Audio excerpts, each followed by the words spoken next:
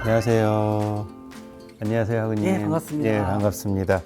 네, 한국방송통신대학교에서 제공하는 러닝 팁스. 오늘은 법학적 글쓰기를 위한 서술형 과제의 작성법에 대해서 말씀 주시러 법학과의 하은성 학우님 모셨습니다. 반갑습니다. 예, 반갑습니다. 간단하게 자기소개 부탁드리겠습니다. 네, 안녕하세요. 저는 공인노무사로 활동하고 있는 법학과 4학년 하은성이라고 합니다. 반갑습니다. 아, 네. 아, 법 그러면은 일단 먼저 좀 딱딱해요. 그죠? 어렵죠. 근데 법을 공부하면서 또 서술형 글쓰기도 해야 돼요. 아, 그렇습니다. 여기에 대한 노하우, 어떤 이야기를 해주실지 너무너무 궁금한데요. 먼저, 이거를 기본적으로 알아야 된다라고 법학이 뭐냐라는 걸 첫 페이지로 만들어 주셨어요. 네, 그렇습니다. 법은 그냥 법 아닌가요? 사실 이 법학에 대해서 중요한 이유가 왜냐하면 이제 글쓰기 과제는 사실 많습니다. 뭐 저희 학교 수업에도 글쓰기도 있고 네. 문학적 글쓰기도 있고 법학적 글쓰기도 있는데 그렇죠. 근데 법학 같은 경우는 그 법학의 세부적인 어떤 방향, 그다음에 법의 취지 이런 것들을 고려한 글쓰기가 되었을 때 비로소 교수님의 약간 니즈에 맞는 그렇죠. 네, 그런 답안을 쓸 수 있어서 먼저 짧게 법학이 뭔지 살펴보고 그 다음에 이제 본격적인 글쓰기를 배우도록 하겠습니다. 아, 예, 알겠습니다. 그러니까 기본적인 어떤 우리가 따뜻한 글쓰기가 아니라 논리적인 글쓰기, 그렇죠. 어떤 법을 통해서 어떤 취지를 가지고 논리적인 방향을 알고 있어야 거기에 맞는 글을 쓸 수 있다. 네, 상대방을 설득하는 글이 되어야 합니다. 무슨 얘기인지 알겠어요. 자, 그러면 가장 먼저 민사사건과 공법사건의 구분이라는 타이틀로 주셨는데 저는 보통 고등학교 때 배웠던 건 민사와 형사 이렇게 나눴던 것 같거든요. 네네. 여기서는 왜 민사와 공사로 나눴나요? 네, 이게 사실 나누는 건 여러 가지 방법이 있는데요. 그러니까 가장 크게는 이제 민사와 공법이라고 할 수 있습니다. 그러니까 민사라고 하면 개인과 개인 사이에 이제 권리 및 법률 관계를 다투는 거예요. 네. 그러니까 예를 들어서 뭐 내가 누구에게 돈을 500만 원을 빌려줬는데 못 받았다라든지 아니면 뭐 내가 집을 이제 임대를 하고 싶은데 그거를 어떻게 하면 좋은가 뭐 이런 것들을 다투는 것이고요. 개인 간의 분쟁이 여러 가지 있죠. 일들. 예. 근데 공법 같은 경우는 일단 국가와의 다툼입니다. 그러니까 나보다 우월한 지위에 있는 그게 국가 기관일 수도 있고요. 아니면 국가 자체일 수도 있고요. 그러니까 국가가 위에서 나에게 한 어떤 공권력 행사에 대해서 이것이 위법하다 또는 부당하다라고 다투는 것이 공법 사건이라고 할 수 있습니다. 아, 그렇군요. 가장 크게는 민사와 공사로 공법 사건으로 나눌 수 있다. 민사 사건과. 그러면 또 다른 분류들이 여러 가지가 있는 것 같아요. 예, 사실 나누는 방법이 여러 가지가 있는데요. 예. 이것만 그림만 봐도 머리가 아파오는데 가장 먼저는 이제 공법과 사법이라고 할 수 있습니다. 그러니까 공법이라고 하면 국가와의 관계를 다투는 거예요. 뭐 헌법이라든지 형법이라든지 뭐 행정법이라든지 어떤 절차법이라든지 이런 것들이 공법에 들어가고 사법이라고 하면 개인과 개인 간의 분쟁. 그래서 내가 누구에게 뭐 돈을 빌려줬다, 내가 누구의 집에 뭐 임대해서 살겠다, 뭐 이런 것들. 그러니까 개인과 개인 또는 이제 회사와의 관계, 민법과 상법이 이 사법의 영역이라고 할 수 있습니다. 알겠습니다. 그러니까 법을 구분하는 방식이 아주 다양하게 할 수가 있고 기본적으로 공법과 사법으로 나누고 또 그 안에는 어떤 뭐 형사법, 민사법, 행정법 이렇게 나눌 수 있다. 자, 그러면 더 구체적으로 또 이렇게 설명을 주셨어요. 자연법은 또 뭐고 실정법은 뭐예요? 그러니까 사실 짧게 말씀을 드리면 예. 자연법은 이제 불변의 이치, 정의라고 할 수 있습니다. 그러니까 실정법은 우리가 아는 법률이에요. 그러니까 뭐 헌법이라든지 법률이라든지 뭐 조례나 규칙과 같이 이제 국회나 뭐 이런 지방자치단체 뭐 이런 데서 만들어진 법을 실정법이라고 하고요. 자연법은 그것이 성문화되어 있지 않아도 뭐 타인의 생명을 함부로 해하면 안 된다라든지 아니면 뭐 타인의 재산을 갈취해서는 안 된다. 이런 것들은 어떤 뭐 나라를 떠나서 보편적 진리로서 작용하는 것들이잖아요. 그러면 그거는 법이라고 하는 것이 아니라 어떤 도덕적이거나 윤리적인 걸 말하는 건가요? 그렇게 볼 수도 있습니다. 근데 그런 것들이 이제 지켜져야 하는 약속이 되면 이제 자연법이라고 보는 것이고, 근데 이에 대해서는 저희가 사실 오늘 다루기에는 좀 어렵고, 저희 학과 과목 중에 뭐 법철학이라든지 법사상사라든지 이런 과목들을 공부하시면 좀 더 깊이 있게 공부를 하실 수 있습니다. 아, 법이 만들어진 근간 뭐 이런 것들이 예, 될 수 맞습니다. 있겠네요. 네, 좋아요. 그러면 또 실정법은 국내법과 국제법으로 나뉘는데 저 국내법을 또 세부적으로 이렇게 구분이 되네요. 공법, 사법, 사회법. 예, 아까 말씀드린 것과 같이 이제 공법도 실체법이라고 하면 저희 권리관계를 직접적으로 규율하는 걸 실체법이라고 하고요. 절차법은 그 권리관계를 어떤 절차를 통해서 실현시키느냐에 대한 법률입니다. 아하. 그러니까 민사관계에 대해서 소송을 하려면 민사소송법을 따라야 하고 형사관계에서는 형사소송법을 따라야 되고 행정청의 어떤 공권력의 행사를 다투려면 행정소송법을 따라야 되는 거. 이걸 내 맘대로 나는 이렇게 다투고 싶으니까 내가 이렇게 하겠다. 그럴 수는 없는 거잖아요. 그런 걸 이제 보통 절차법이라고 합니다. 아무튼 이런 기본적인 어떤 체계와 논리를 알고 있어야 법학 글쓰기 가능하다. 그렇죠. 왜냐하면 그 각각의 이게 하나의 과목들인데 이 과목의 특성을 보고 중요한 점들이 있어요. 그러니까 실체법은 권리관계의 변동이 제일 중요하고요. 실제 내 권리가 어떻게 되었는지, 뭐 침해되었는지. 근데 절차법 같은 경우는 그걸 하는 수단으로서 예를 들어서 소송을 적당한 시기에 제기하였는지, 그 소송을 제기할 수 있는 사람이 맞는지, 제대로 된 상대방한테 했는지 이런 것들이 중요합니다. 그러니까 굉장히 좀 다르다고 할 수 있죠. 무슨 얘기인지 알겠어요. 뭐 알고 있더라도 뭐 10년이 지나면 내가 소송을 못 할 수도 있는 거고. 그렇죠. 그리고 내가 법적인 주체로서의 권위를 가지고 있거나 정신이 제대로 박혀 있는지에 따라서도 뭐 그럴 수 달라지는 있죠. 거고. 예. 어렵긴 하지만 조금씩 이해가 되고 있습니다. 네, 그렇습니다. 물론 또 사법과 사회법도 또 이렇게 구분이 되네요. 이제 사법 같은 경우는 이제 개인 간의 관계를 다투는 것인데 이제 여기서 개인은 법인을 포함합니다. 그러니까 회사를 포함해서 이제 민법과 상법이 보통 포함이 되고요. 사회법이라 하면 조금 생소할 수도 있는데 네. 보통 이제 우리가 사법이라고 하면 양 당사자가 대등한 관계에 있다라고 생각을 하는데 근데 실제로 그렇지 않은 경우가 있습니다. 예를 들어 회사에 출근을 했는데 회사 사장님과 내가 대등하다? 사실 그렇지 않죠. 그렇지 않죠. 우리가 관념적으로도 그렇잖아요. 그랬을 때 이런 약간 불균형한 관계들을 수정하기 위해서 만들어진 것들이 이제 노동법인 것이고 이것 또한 사용자가 사회 경제적으로 우월한 지위에 있음을 전제로 합니다. 경제법 같은 경우도 예를 들어 공정거래법 위반이라든지 그러니까 이제 기업 간의 담합을 통해서 소비자에게 피해를 전가한다거나 뭐 불공정 경쟁을 한다고 이런 것들을 국가가 규제할 필요가 있잖아요. 사회보장기본법도 사람이 사람으로 살아가기 위한 최소한의 권리가 있는데 이런 것들을 실현하기 위한 것이죠. 그러니까 이런 국가가 어떤 개입을 하는 그러니까 공법과 사법의 경계에 있는 법들을 보통 사회법이라고 하고 그러니까 여기서 만약에 이제 사법처럼 냄새가 나게 쓴다. 사용자가 나쁜 행위를 했는데 사적 자치니까. 그러니까 우리가 보통 사적 자치의 원칙이나 뭐 신의칙 이런 것들을 많이 표현을 사용을 하는데 사회법에서 그런 답안들을 쓰면 조금 이상할 수 있는 거죠. 이런 게 이제 법의 취지를 알고 법학 과목의 특성을 알아야 실제로 답안을 작성할 때 교수님이 잘 썼는데 뭔가 찜찜하다라는 마음을 없앨 수 있는 것이죠. 무슨 얘기인지 이해했습니다. 뭐 아무리 사적 가치라고 해도 내가 나는 일주일에 80시간 일할 거야. 네, 아니면 이러면 안 된다는 우리끼리 거잖아요. 합의했으니까 최저임금 없이 5,000원 줄게. 이런 거 안 되는 거죠. 그렇죠. 그게 바로 이제 사회법에서 나타난 노동법, 경제법, 사회보장기본법 예, 그렇습니다. 내용이다라고 보시면 될 것 같습니다. 좋아요. 그럼 이렇게 법에서 아주 빠르게 법에 대해서 쭉 공부를 해봤는데 중요한 건 바로 이거예요. 그러면 과제를 어떻게 할 거냐? 네, 법학 글쓰기.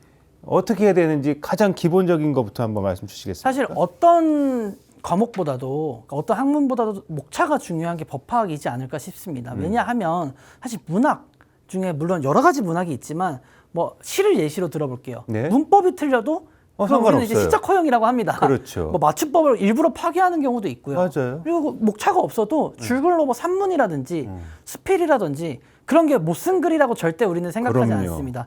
근데 법학은 조금 달라요. 어. 법학은 만약에 목차가 전혀 없이 그냥 줄글로 썼다? 아무리 명문이어도 교수님이 봤을 때는 뭔가 법학 우리끼리의 약속을 잘 모르나? 이렇게 생각하실 수가 있죠. 그러니까 왜냐하면 실제 이 법학 같은 경우는 이제 뒤에서 배우겠지만 짜여진 목차라는 게 있습니다. 네. 그러니까 우리가 보통 그 서술형을 풀 때 또는 이제 단문형 문제를 풀 때 정해진 목차에 우리끼리의 약속이 있는데 그걸 깨고 나면 뭔가 잘 썼는데 왜 이 약속을 깼을까 계속 의구심을 갖게 되는 것이죠. 그래서 우리가 보통 하는 말이 목차는 내비게이션. 그러니까 길을 잃지 않도록 해준다는 것이죠. 학우님들도 이제 답안을 쓸 때 답안을 쓰는 시간에 일정 시간은 좀 빼놔서 목차를 다듬는. 처음부터 완성되지 않습니다. 처음에 목차를 짜고 글을 쓰는 수정하고. 과목에서 계속 수정이 가능한데 이게 없이 그냥 글을 쓰기 시작하면 내가 막 쓰고 싶은 것만 쓰거나 묻는 말에 답을 안 하거나 그러니까 되게 잘 썼지만 답이 거꾸로 반대 방향으로 가거나 이 뭐 내비게이션이 없을 때 보통 그렇게 그렇죠, 하잖아요. 그렇죠. 아무리 차가 좋아도. 맞아요. 그러니까 결국엔 교수님들이 또 여러 답안들을 채점을 하기 때문에 목차만 봐도 아 이건 맞는 글이겠구나. 아 이건 좀 목차가 이상하구나. 이런 선입견도 사실은 생길 수가 있습니다. 그래서 알겠습니다. 목차를 잘 쓰는 게 무엇보다 중요합니다. 아까 목차만 봐도 논리적인 전개가 이루어져야 된다는 말씀이네요. 그렇습니다. 그러니까 이런 것 같아요. 아무리 글을 잘 쓰는 문학 소녀라 하더라도 법학 글쓰기는 약간 어떤 느낌이 나냐면 글쓰기 안에 약간 수학이 들어있는? 맞아요. 수학과 실제 공대분들이 네. 법학과에 이제 저희 학교 특성상 원래 이제 공과대학 공부를 하다가 이과대학 공부를 하다가 법학과로 넘어오신 네, 분들이 네. 잘하십니다. 어, 왜냐하면 정해진 그 로직에 맞춰서 그게 그렇죠. 대입을 하는 거거든요. 그게 어떤 수학 공식을 푸는 거랑 비슷해요. 맞아요. 이렇게 법을 이렇게 저도 잘은 모르지만 법을 이렇게 조금씩 보다 보면 아 이래서 이럴 때는 어떤 형을 내리고 그 예외 조항에서는 어떻게 해야 되고 하는 게 너무나 논리적으로 다 전개가 되어 맞습니다. 있더라고요. 예, 법학을 그래서 논리학이라고도 하죠. 그렇더라고요. 아무튼 알겠습니다. 그래서 목차만 읽어도 전체가 딱 보일 수 있는 그런 논리. 그런 글이 가장 좋은 글이다. 알겠습니다. 이 그림은 뭐예요? 사실 그러니까 우리가 이 상황을 전혀 모르는데 그러니까 네. 목차를 설명하기 위한 글입니다. 아. 저 상황을 보면 어떤 일이 벌어졌는지 한 5초면 이해가 되잖아요. 뭔가 공이 걸려서 슬리퍼를 던졌는데 저것마저 걸렸구나. 그러니까 이렇게 목차를 써야 된다는 것이 이 사람이 말하고 싶은 게 이런 걸 말하고 싶구나를 사실 5초 만에 이해시키기는 정말 어렵거든요. 그렇죠. 근데 이제 저렇게 목차가 짜여져 있으면 딱 인상 점수가 처음부터 이건 좋은 답안, 좋은 글쓰기라고 할 수 있지 않을까 싶습니다. 그러니까 딱 봐도 알 수 있게 써라. 예, 그렇죠. 그 예시로 저런 경우가 상당히 많죠, 실제로. 네. 알겠습니다. 그래서 법학이라고 하면 논리학이라고도 얘기하는데 그 중에 가장 중요한 법칙이 3단 논법인 것 같아요. 예. 다들 아시는 3단 논법인 것 같은데 이건 뭐 A면 B다, B면 뭐 C다 그러면 A는 C다라는 결론입니다. 그래서 이 3단 논법이 보통은 이 소크라테스로 비유를 많이 하죠. 네, 맞습니다. 그래서 네. 사람은 모두 죽는다. 근데 소크라테스는 사람이다. 음. 그럼 소크라테스가 죽지 않는다는 결론을 내리면 이상한 거잖아요. 그러니까 이 대전제와 소전제를 놓고 대입을 사실관계를 했을 때 맞는 결론, 이것이 이제 3단 논법인데 법학적 글쓰기는 거의 대부분이 다 이 논법을 따릅니다. 그러면 조금 전에 말씀하셨던 게 바로 1번이 대전제인 거고 그렇죠. 우리끼리의 규칙인 거죠. 저건 누구나 다 큰 전제가 네. 될 거고 근데 소크라테스도 인간이야. 이건 소전제가 될 거고 그러면 결론적으로는 대전제에 따라서 그 소전제에 나와 있는 인간인 소크라테스도 죽는다. 그렇습니다. 이렇게 해서 법학엔 논리를 적용한다라고 보면 되겠네요. 조금 더 구체적으로 좀 말씀 주시겠습니까? 네, 이 송덕수 이제 교수님의 책에서 이제 가져온 것인데요. 사실 법의 적용이라고 했을 때 우리는 어떤 분쟁이 발생을 하면 정해진 법의 그 사실관계를 대입을 해서 결론을 얻어내는 것들을 이제 보통 많은 법에서 합니다. 그게 이제 실체법이든 절차법이든 이 사람이 소의 제기가 뭐 적정했는지, 자신의 권리를 실현할 수 있는지, 권리관계가 누구에게 보장되어야 하는지 이런 것들을 따지는 것인데 결국에는 이 대전제, 그러니까 우리가 법규, 그러니까 보통 이제 법이라고 하죠. 그러니까 그런 것들이 무엇인지 그러니까 사실관계가 복잡하게 나올 때가 있어요. 여기서 해당되는 법을 찾는 것부터가 시작입니다. 그렇죠. 법에 정해져 있지 않은 사건들은 법으로 규정할 수 없겠네요. 하지만 이제 민법 같은 경우는 여기서 또다시 법이 없으면 관습법, 관습법이 없으면 그렇죠, 조리에 그렇죠, 따른다. 그렇죠. 근데 이게 민법에는 돼 있는데 형법에 그럴 수 있냐? 형법은 그렇게 할 수가 없어요. 왜? 성문법주의에다가 죄형법정주의가 있는데 그렇죠. 너가 잘못한 것 같으니까 국가가 처벌 좀 할게 법에는 없어. 이렇게 할 수 없잖아요. 맞아요. 그러니까 이게 이제 과목마다의 특성이 분명히 있다라는 것이죠.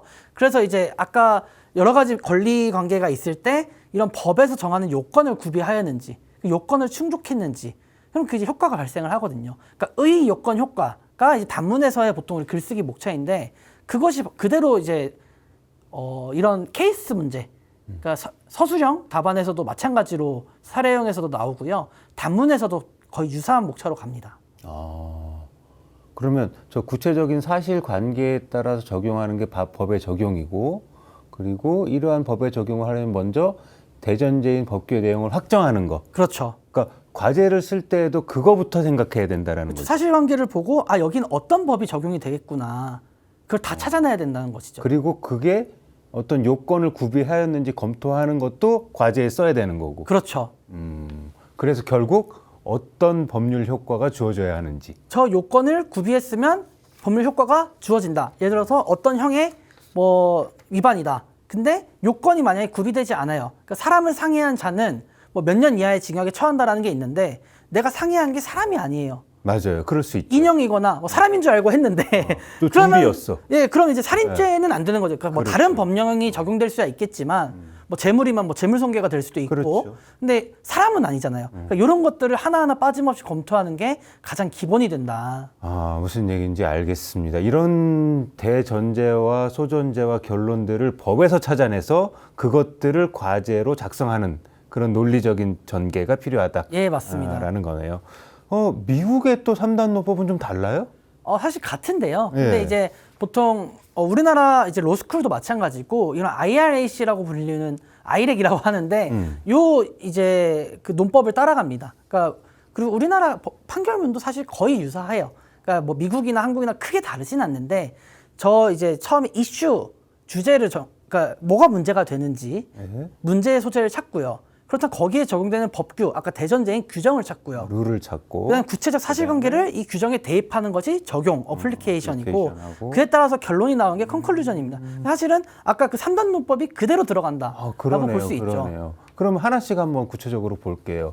첫 번째가 이제 쟁점을 정리하는 거죠. 예, 이슈. 그래서 이슈라고 하는데 뭐 주제. 표현은 뭐 쟁점의 정리, 뭐 문제의 소재, 논점의 정리 뭐 다 같은 말입니다. 같은 말인데 여기서 가장 중요한 것은 쟁점을 빠뜨리면 아무리 잘 써도 만점을 받을 수가 없어요. 여기서 문제가 되는 쟁점이 3개인데 나는 2개밖에 못 찾았다. 아하. 그 2개를 정말 잘 써도 각 쟁점에 부여된 이미 점수가 있기 때문에 그 누락을 하면 그만큼은 가져갈 수가 없는 것이죠. 그러니까 어떤 한 사건이 일어났을 때 이거는 어떤 주제 법률로 가지고 와야지 이거를 판단할 수 있는가를 찾는 거네요. 예, 뭐 가장 쉬운 예시를 들면 네. 뭐 김갑동이라는 사람이 네. 뭐이 을남의 이제 살인의 의도를 가지고 찔렀는데 네.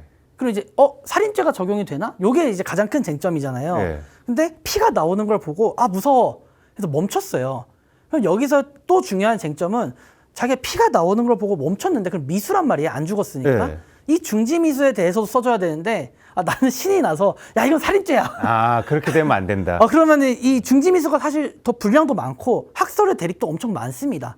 근데 이걸 안 쓰면 당연히 좋은 점수를 못 받는 것이죠. 그래서 나는 되게 잘 썼는데 왜 점수가 이거밖에 안 나오나요라고 하는 가장 큰 이유가 바로 쟁점을 빠뜨려서. 쟁점을 빠뜨렸네요. 예. 그리고 거기서 만약에 뭐 예시를 들어준 것처럼 무서워서 뺐는데 거기서 도망을 갔는지 구조 역할을 했는지도 또 달라질 수 있고. 그렇죠. 그 무서워서라는 게 또 어떻게 해석될 수 있는지 그렇죠. 여러 학설이 있고 판례의 입장이 있는데 이것 또한 이제 구체적으로 써줘야 되는 것이죠. 아까 법은 보니까 결과도 중요하지만 의도가 되게 중요한 것 같아요. 특히 형법에서는 그렇습니다. 그러니까 민법에서는 사실 그렇게까지 의도가 중요하지 않을 수 있는데 예. 형법은 또 고의라는 그렇죠. 것을 요구하거든요. 그러니까 이런 이제 법의 특성을 공부를 하고 내가 쓰고 있는 이제 이 서술형 답안이 형법 과목에 대한 거구나. 민법 과목에 대한 거구나. 이걸 알면 좀 더 확실히 포인트를 잡고 쓸 수 있는데 그게 아니면 약간 그 과목 교수님이 시점하실 때 뭔가 아쉽다라고 생각할 수가 있는 것이죠. 알겠습니다. 그럼 첫 번째가 이제 이슈 주제였어요. 그럼 두 번째가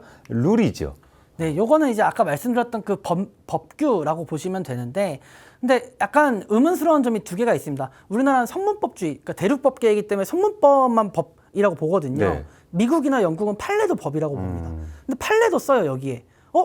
왜 우리나라는 이제 판례가 법이 아닌데 왜 쓰나요? 라고 했을 때 사실 판례가 이제 실질적인 구속력은 없는데 재판에서 거의 실질적으로 판례를 많이 따르게 되죠. 판사가 그것들을 보고 판단하게 되는 거죠. 예, 그렇다고 이 판례가 있으면 무조건 그러진 않지만. 맹종해야 되냐 그건 아니지만, 그건 아니지만. 보통 실제 케이스를 풀이할 때 판례들을 거의 많이 참고를 하기 때문에 그걸 우리가 보통 리딩 케이스, 리딩 판례라고 하기도 하고 그래서 보통 판례까지는 써주고요. 근데 이제 또 궁금한 건 우리 교수님들이 많습니다. 많잖아요. 네. 그 교수님들이 정리한 학설은 왜 여기 안 들어가냐. 아. 또 이런 의문이 있단 말이에요. 학문적인. 예. 근데 이것도 아까 말씀드렸던 실체법과 절차법이 좀 다릅니다. 실체법은 학설대로 결론이 나지 않아요.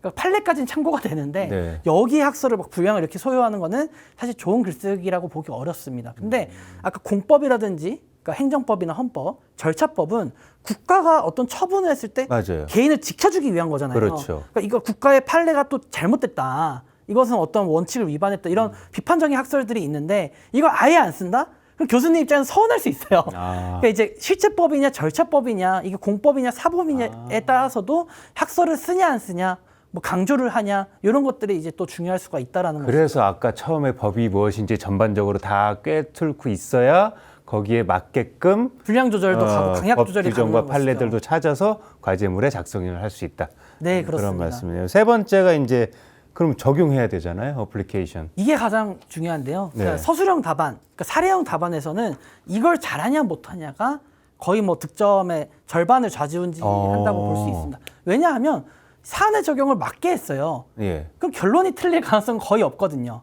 물론 이제 쟁점을 찾고 법 규정을 쓰는 것도 중요하지만 사실 이게 뭐 오픈북 시험이잖아요. 저희가 하는 것들은 그렇죠, 이제 그렇죠. 집에서 열심히 찾아볼 네. 수도 있고 논문도 볼 수 있고 또 교재도 있기 때문에 쟁점을 찾고 법 규정 쓰는 것까지는 다들 잘 하세요. 근데 이제 사안의 적용을 어려움을 겪는 분들이 많습니다. 그래서 이거는 하나의 이제 꿀팁을 드리면 그 주어진 법리에 맞게 최대한 구체적으로 포섭을 한다. 포섭이라고 하면 적용을 하는 것인데 아 너무 어렵다. 그러면 판결문에서 특히 이제 1심이나 2심, 사실심 판결문의 판결 이유를 보면 이미 우리 판사님들이 써놨죠. 비슷한 케이스에 예, 다 예, 하셨어요. 예. 그걸 참고를 하시면 많은 도움이 됩니다. 아, 그럼 그 안에 이제 이 사건을 적용시켜서 넣는 거네요. 네, 그래서 왜 이런 결론이 났는지를 이제 보통 판결문에도 판사님들이 이게 되게 구체적으로 서술을 해주신 거죠. 그것처럼 저희도 이 케이스가 왜 이런 결론이 나야 하는지를 열심히 대입을 해서 글을 쓰는 겁니다. 설득하는 글쓰기. 근데 판사분들의 글을 이렇게 가끔씩 보면 그분들도 판단하고 벌을 내리고 이뤄야 되기 때문에 어쩔 때는 그 판결문의 글이 좀 애매하게 써져 있는 경우가 있어요. 뭐 충분히 참작하지 아니할 바는 아니 뭐 이런 글들을 제가 많이 뭐 봤거든요. 이중부정도 있고 사실 왜 그렇게 하면 정확한 적용이라고 볼 수 없지 않나요? 그러니까 이제 이중부정도 있고 말씀하신 뭐 일본식 표현도 있어요. 네, 맞아요. 우리가 보통 이제 유보한다라고 하면 유보? 뭔가 약간 안 와닿는데 보류한다. 아 이건 이제 그렇죠. 이해가 되잖아요. 네. 사실 이제 일본어 우리나라가 이제 어쩔 수 없이 일본법을 개수를 하면서 일본식 표현들이 남아 있는 경우가 있고요. 또 이중부정 같은 경우는 사실 이제 어떤 주장이 아니라고 할 수 없다. 뭐 이런 식으로 이제 맞아요. 그러니까 그 주장을 그대로 가져와서 다시 부정을 하는 겁니다. 왜냐하면 이걸 이제 물론 직관적으로 글을 잘 쓰기 위해서는 다시 뭐 이중부정이 아니라 그렇죠. 부정을 하면 이해하기 좋은데 원래 판결문을 쓸 때는 A라는 사람이 이렇게 주장을 했지만 그게 아닌 게 아니다. 막 이렇게 맞아요. 하는 구조를 따를 수밖에 없어요. 그게 이제 판결문의 문법입니다. 사실 이에 대해서도 좀 이제 법원 내에서 이게 좀 일반인들이 이해하기 어려운 판결문의 형식 아니냐.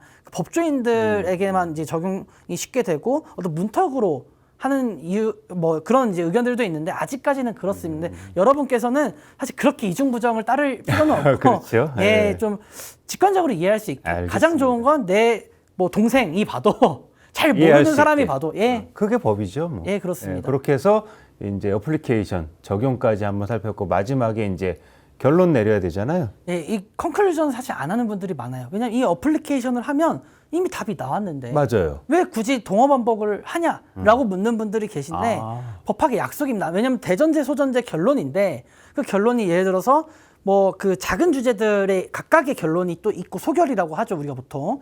근데 전체 결론이 이 소결에서 내가 어떤 학설의 입장을 따르느냐에 따라 또 뒤집어질 수가 있어요. 그렇다면 가장 좋은 건 이제 판례의 입장에 따르면 이렇지만 뭐 다수설의 입장에 따르면 이렇다. 뭐 이렇게 결론이 또 달라질 수도 있는데 이런 것들 또 각각의 그 학설에 대한 제대로 된 이해를 했다. 판례의 입장을 잘 이해를 했다는 것을 보여주는 겁니다. 그래서 요거는 분명히 배점이 있을 수밖에 없어요. 그러니까 어떤 법학적 글쓰기든 각 목차에 대한 점수들이 있기 때문에 뭐 길게 쓸 필요는 없고요. 뭐 두세 줄, 정말 짧으면 한 줄이라도 간략하게 반복을 하는 것이 이제 빠짐없이 점수를 받을 수 있는 방법이다. 아, 알겠습니다. 위에 썼다고 해서 그냥 끝나는 게 아니라 이제 최종적인 위와 같이 정리되었으므로 어떠한 판결을 해야 된다라는 그런 그렇죠. 최종. 그래서 기본적인 답안은 뭐 안에? 판례의 네. 태도를 내가 따른다라고 검토를 했으면 판례에 따를 때 이렇다. 근데 판례가 만약 비판을 많이 받고 있어요. 되게 좀 교수님들도 많이 비판을 하시고 특히 우리 책에 막 비판이 돼 있어요. 그렇다면 뭐 판례에 따르면 이렇지만 뭐 다수설에 따르면 이렇다. 이것도 이제 공부를 많이 한 티를 낼 수 있는 답안일 수 있죠. 네, 잘 알겠습니다. 지금까지 한번 이 법에 대한 기본적인 것 쭉 살펴봤고요. 그리고 그런 법의 논리대로 약간 법의 논리대로 과제물도 작성하는 네, 그렇습니다. 딱 그 느낌이네요. 그죠? 이렇게 어떤 그 3단 논법도 나왔었고요. 우리 미국의 논법 IRAC 예. 도 거의 뭐 3단 논법과 동일한. 예, 맞습니다. 그래서 마지막에 다시 한번 결론 내리는 방법까지 했어요. 자, 이제 마지막으로 우리 결국은 이거예요. 그죠?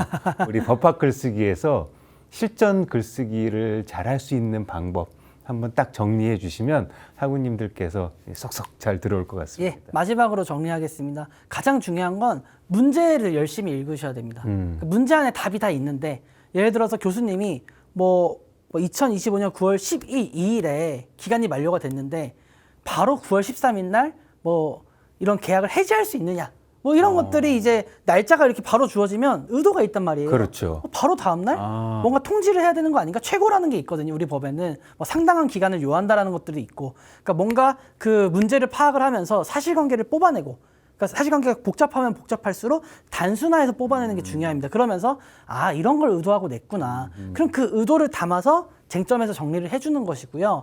그다음에 이제 개념을 정리할 필요가 있습니다. 그러니까 유사한 개념, 구별 개념 이런 것들을 굉장히 많이 헷갈려 하시는데 이런 것들을 정리를 잘 해주시는 것이 아 내가 뭐 민법 중에서 채권을 공부를 하고 있지만 물권과 비교를 한다든지 물권을 공부를 하고 있는데 채권과 달리 물권에서는 이런 것들이 훨씬 더 중요하다. 뭐 물권 법정주의가 있다. 이런 것들을 비교하면서 설명을 해주면 아 정말 민법이라는 것을 물론 지금 듣는 과목은 물권법이지만 사실 교수님이 또 같거든요. 아 통합적으로 이해를 하고 있구나라고 훨씬 더 공부한 티도 나고 좋은 답안이 될 수 있는 본인도 것이죠. 개념 정리가 명확하게 되겠네요. 네 그렇죠? 맞습니다. 네. 그리고 마지막으로 이제 목차가 계속 중요하다고 말씀을 드리는데 사실 정말 수십 개 수백 장의 답안을 보다 보면 목차만 봐도 아 뭔가 이해가 돼요. 아 어떤 답안이 나오겠구나. 그러면은 당연히 목차가 잘 쓰인 답안과 목차 없이 그냥 줄글로 쓴 답안은 점수가 다를 수밖에 없습니다. 그리고 내가 강약 조절을 하는 것도 목차에서 보여줄 수가 있어요. 목차가 세분화된 건 좀 중요하다. 목차가 이제 세분화되지 않은 건 짧게 치고 간다. 이런 것들이 의도가 보이기 때문에 그 목차를 작성을 하고 마지막으로 간결해야 합니다. 그러니까 법학을 하는데 서술에 최근 이러이러한 이슈가 있고 뭐 이러이러한 쟁점이 도래되고 있는데 뭐 우리 사람이란 뭐 이런 식으로 쓰는 거는 문학에서는 그런 허용될 수 오케이죠. 있죠. 네. 사회적인 상도 네, 반영을 하고 좀 우리 법이 나아가야 할 방향인데 그건 논문에서 쓰는 것이고 우리가 하는 이제 답안 교수님들이 보통 2페이지 3페이지 안에 쓰세요라고 하는데 그런 내용을 쓰고 있으면 진짜 써야 될 내용들은 쓸 말이 써야 없어서 뭔가 되는, 양을 채웠나 이런 오해입니다. 그래서 그런 오해를 받을 수 있기 때문에 간결하게 작성하고 명료하게 작성하는 것이 가장 법학 글쓰기의 근본이다라고 할 수 있습니다. 알겠습니다. 아, 오늘 법학 글쓰기를 한번 배워봤는데요.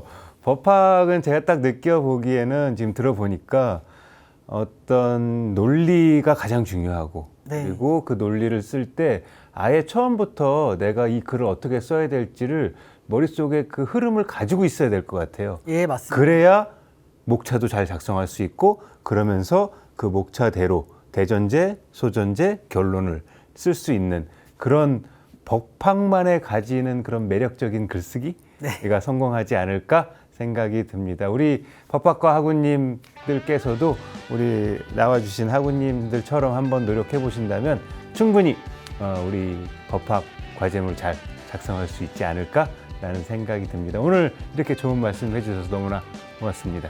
감사합니다. 예, 감사합니다. 고맙습니다.